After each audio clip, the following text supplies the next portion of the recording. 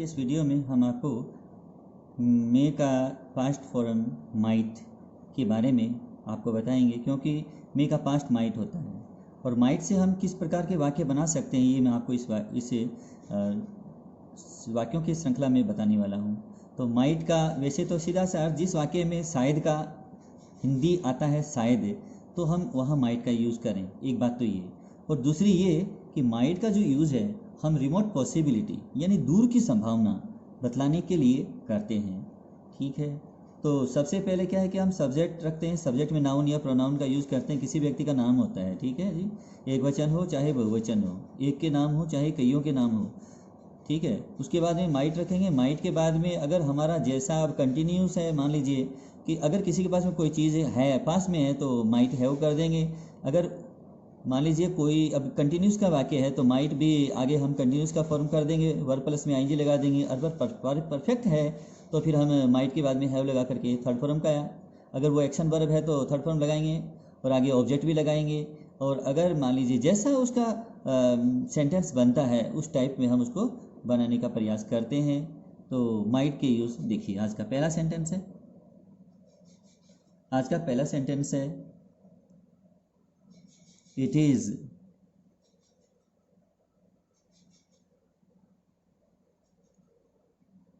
Monday today. आज सोमवार है,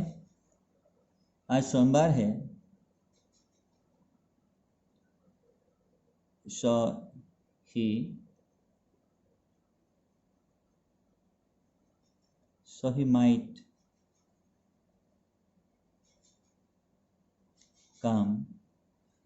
he might come now।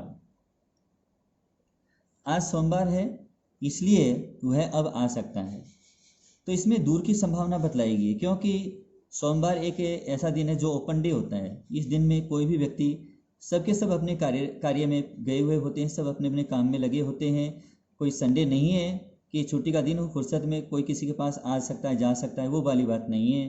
तो इट इज़ मंडे टुडे, आज सोमवार का दिन है। सो इसलिए ही माइट कम नाउ, वह अब आ सकता है, यानी कि नहीं आ सकता है। इसका मतलब ये हुआ क्योंकि माइट के अंदर जो गुंजाइश है संभावना की वो 20% रह जाती है, यानी 20% की संभावना प्रकट करने के लिए हम एक बिल्कुल ही कम से कम जो संभावना प्रकट करने के लिए माइट का यूज़ करते हैं। माइट वहाँ यूज़ करेंगे जहाँ जो संभावना बिल्कुल ही ख़त्म सा हो जाता है।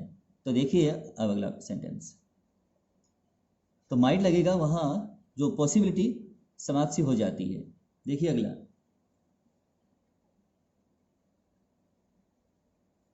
there are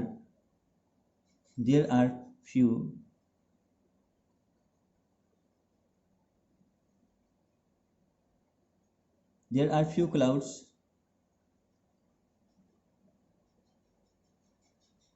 in the sky।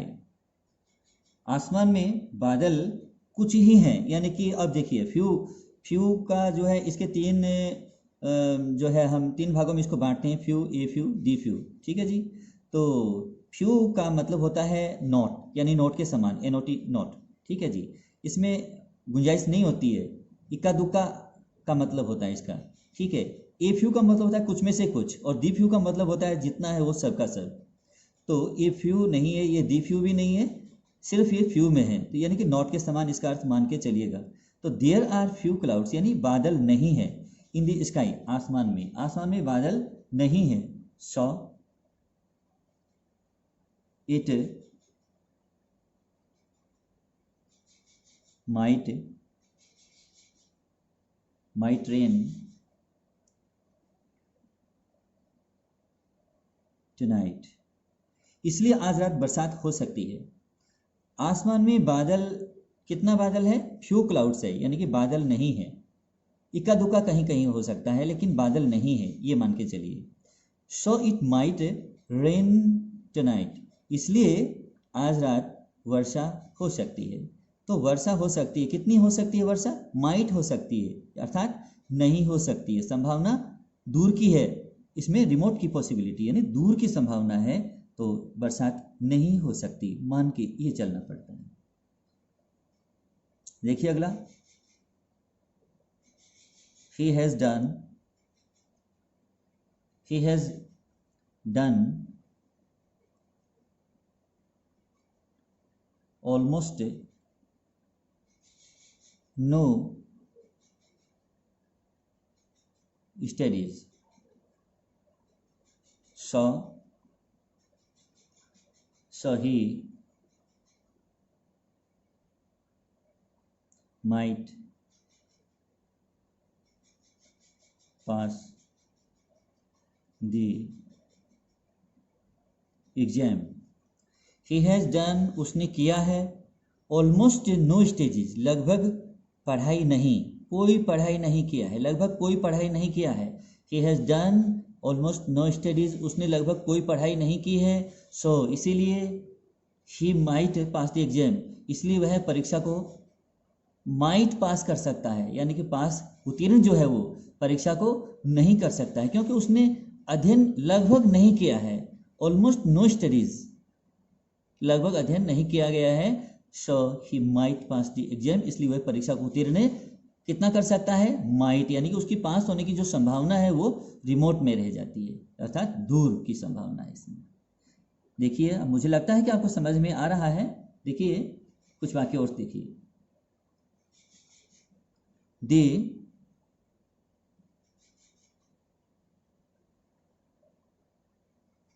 Schedule time, निर्धारित समय, हैज पास्ड, गुजर चुका है। सो निर्धारित समय गुजर चुका है, सो भी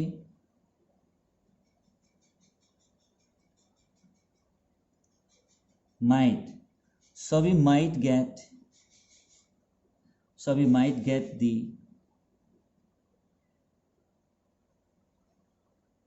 train now. The scheduled time has passed, निर्धारित समय गुजर चुका है, has passed बीत चुका है, गुजर चुका है। So we might get the train now, इसलिए हमें अब ट्रेन मिल सकती है। क्या मिल सकती है? जब निर्धारित समय बीत चुका है तो क्या हमें ट्रेन मिल सकती है? नहीं मिल सकती है। तो नहीं मिलने की संभावना में, निर्धारित समय बीत चुका है, समाप्त हो चुका है समय, तो इसलिए हमें रेलगाड़ी अब जो है मिल सकती है। कि कितनी मिल सकती है, उसकी संभावना कितनी है, माइट में रह जाती है। Might get the train now, हमें रेलगाड़ी, अब जो ट्रेन है हमें माइट मिल सकती है, अर्थात नहीं मिल सकती, संभावना नहीं है, क्योंकि निर्धारित समय बीत चुका है। अब समय बीतने के बाद रेलगाड़ी नहीं मिलती। देखिए अगला, अब संभावना के अर्थ में हम चल रहे हैं। He might be down stairs, he might be down stairs, वह नीचे हो सकता है, शायद वह नीचे हो सकता है। अब इसमें शायद की बात है, शायद ही, यानी वह अब जैसे सीढ़ियों से नीचे, अप स्टेयर्स का क्या मतलब हुआ, सीढ़ियों से ऊपर, और डाउन स्टेयर्स का क्या मतलब हुआ, सीढ़ियों से नीचे। तो इसका मतलब सीधा अगर जाएं तो नीचे कहा जा सकता है। तो he might be down stairs, वह नीचे हो सकता है, शायद वह नीचे हो सकता है। पूरा अर्थ इसका ये है, शायद ही, अर्थात संभावना उसमें नहीं है बिल्कुल, माइट की संभावना, यानी कि 20% संभावना है इसमें, पॉसिबिलिटी 20%। देखिए आगे, they might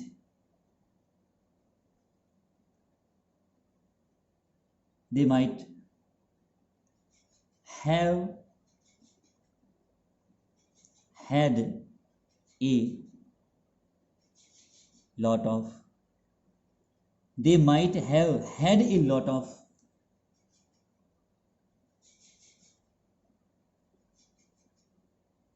opulence,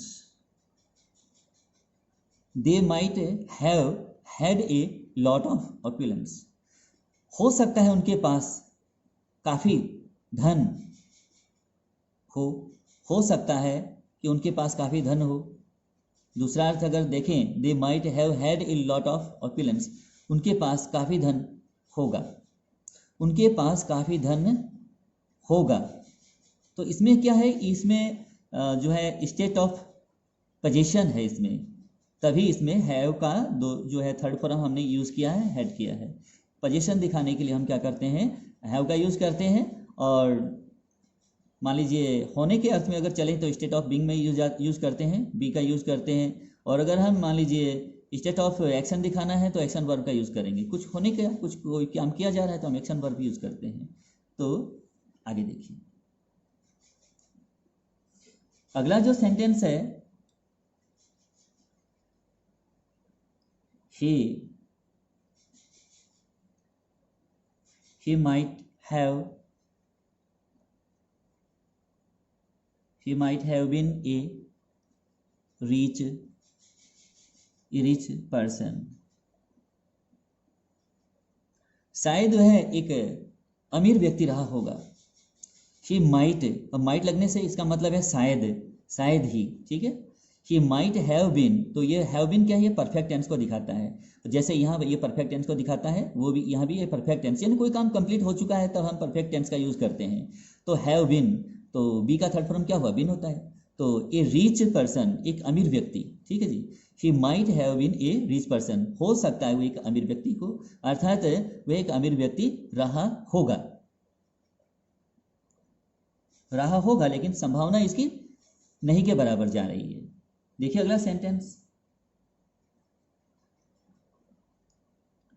he might have reached office।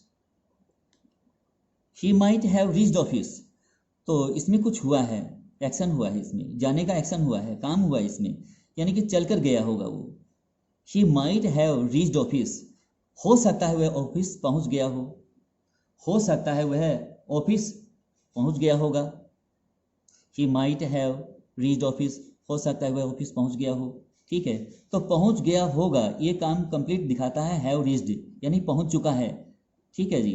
अब होगा, गा गी गे के लिए हमने इसमें माइट का यूज़ किया है। हो सकता है वो ऑफिस पहुंच गया हो, यानी कि शायद वह हो सकता है कि वो ऑफिस पहुंच गया हो, लेकिन इसमें कोई निश्चितता नहीं है कि वो ऑफिस पहुंच ही चुका हो, ऐसा नहीं है जी। तो इसमें संभावना दिखाई जा रही है। तो इस प्रकार के जो सेंटेंस है, मुझे उम्मीद है कि आपको ये सारे के सारे समझ में आ रहे हैं। एक सेंटेंस और आप समझ लीजिए, ऑप्टेटिव सेंटेंस आपको बताते चलते हैं।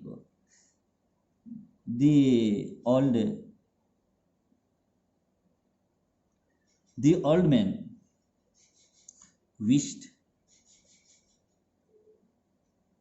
वृद्ध व्यक्ति ने कामना किया। अब देखिए, जब कोई कामना किया जाता है, ऑप्टेटिव सेंटेंस में क्या होता है कि हम जिसे प्रेड है या विश्ड है या ब्लेस्ड है, उसके बाद में आने वाला जो ऑब्जेक्ट होता है उसको हम हटा देते हैं। ये भी ध्यान रखें, इनडायरेक्ट स्पीच की बात है ये।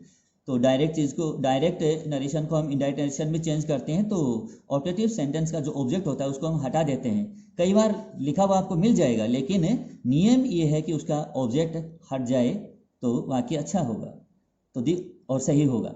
The old man wished that, अब इसमें आगे उसने आशीर्वाद किसको दिया है, कामना किसके लिए किया है, ये बात यहाँ नहीं आएगी। ये बात यहाँ पता चलेगा। क्वेश्चन में तो आपको पता चल जाएगा कि वो जैसे ये स्पीच का जो सब्जेक्ट है वो किसके अनुसार बदला गया। तो मान लीजिए यहाँ कल्पना कीजिए कि यहाँ मी है, ठीक है। तो अगर मान लीजिए मी है तो यहाँ अगर मान लीजिए यू है तो वो इसके अनुसार बदला जाएगा, ऑब्जेक्ट के अनुसार बदला जाएगा। अगर आई और वी है तो सब्जेक्ट के अनुसार बदला जाएगा। ही सी इट नो चेंज, ठीक है, वो बदलता कभी नहीं है। तो इस प्रकार से इसके काफ़ी नियम है जी, नियम तो पूरा सीखना ही पड़ता है आपको, तो तभी ये चीज़ कंट्रोल होती है। The old man wish that, वृद्ध व्यक्ति ने कामना किया कि आई, अब जैसे आई किया गया है ये बदला गया है क्योंकि यहाँ यू बैठा होगा पहले, क्वेश्चन में यहाँ यू है, तभी ये वर्ब का जो ऑब्जेक्ट होता है उसके अनुसार ये बदला गया है। तो यू को ऑब्जेक्ट के अनुसार बदलते हैं और यहाँ आई और वी को सब्जेक्ट को इसके अनुसार बदलते हैं, ठीक है जी। अब आगे देखिए, अब क्या है कि जो इच्छा सूचक जो वाक्य होते हैं वो भी मे से शुरू करते हैं ना, मे से शुरू करते हैं। तो मे का जो पास्ट फॉर्म क्या बन जाता है, माइट। तो ये माइट किया हमने। अब आगे वर्ब फर्स्ट का यूज कर लेंगे, लिव लॉन्ग कर देते हैं जी। ये कंप्लीट हुआ सेंटेंस। अब ऐसे वाक्य जो है क्वेश्चन में नहीं बदला जाएगा, ये जो है ऑप्टेटिव सेंटेंस है। ऑप्टेटिव सेंटेंस में इस प्रकार के वाक्य बनते हैं। The old man wished that, वृद्ध व्यक्ति ने कामना किया कि आई माइट लिव लॉन्ग, कि मेरी उम्र लंबी हो। तो इस प्रकार से मुझे उम्मीद है कि आपको सारे वाक्य समझ में आ गए होंगे। तो अगर मेरा ये वाक्य वीडियो आपको पसंद आ जाए तो लाइक कीजिएगा, शेयर कीजिएगा और मेरे इस चैनल को सब्सक्राइब भी कीजिएगा।